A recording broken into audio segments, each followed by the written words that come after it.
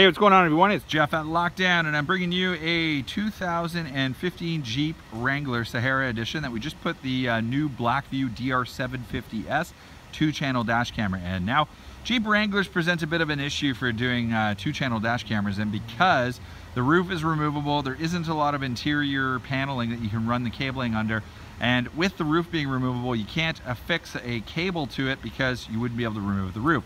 The other issue with putting a 2-channel dash camera in here is if you wanted to put a camera on the rear window, you would have to factor in a few things. The first challenge is the rear window opens up on a hinge. The second challenge is the rear door also opens up on a hinge this way, so you'd have to factor in a cable run there. Then you can see this Jeep's got a bit of dirt on it, and of course it's a Jeep, it's meant to be dirty. The dash camera would have to sit quite low on the window to be placed in the windshield wipe zone. So you'd run into an issue with coverage because the window is dirty. Now, this particular client had an issue with vandalism to the car. I'm not sure if you can see, the door has been keyed. He's had some issues with the tires being slashed. So he wanted to be able to possibly capture the people on video who were doing the damage. Now I'm gonna hop in the front to start. We've mounted the DR750 right there underneath the rear view mirror. We have attached the cabling to the factory wire channel that goes up underneath the plastic paneling. We've run the cable down along underneath this panel, down underneath, and we've done our connection to the ignition switch wiring. You can also do the connections at the vehicle fuse box, which, if I'm not mistaken, I believe is on the passenger side, but in this particular Jeep, we did the wiring at the ignition cylinder. So the wiring is at connector behind there. The bottom dash panel, this piece just unclips. There's two 10mm bolts holding in the knee bolster. That comes down, you can access the ignition wiring right there. I'm just gonna turn around and show you the rear camera. So I mounted the rear camera here on the sound bar right behind the dome light. What I wanted to do was I wanted to run the cabling under the dome light, but when I took this apart, this sound bar is a sealed piece of injection molded plastic. I don't want to drill any holes in it because that could affect the sound quality. This piece was off. The customer does not have this piece, so I did not remove this just to do the wire run. What I did, and the customer's okay with it, I just ran the cabling under the sound bar there.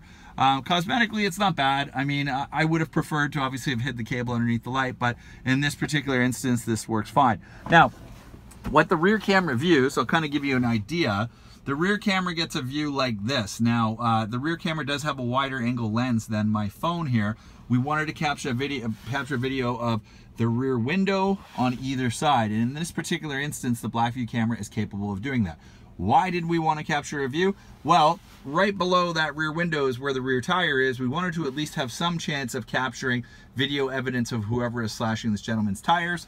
And if you look at the front camera, if you were to look, obviously you can't see in this video, but the wide angle lens of the Blackview camera captures all of the width of the hood and right at the fender well where the tires are. So this would be kind of what the view is. The front right tire is there. The front left tire is there. So if anybody is tampering with the tires, i.e. slashing them, this camera is going to be able to capture video evidence of it. I'll briefly show you the box. So as you can see, new for 2018, Blackview DR750S. Very similar to last year's model, except it now has 60 frames per second of video in the front and the new Starvis image processor, which helps with night vision. We also installed the Blackview PMP so that this gentleman's vehicle battery will have less of a chance of being drained by the dash camera.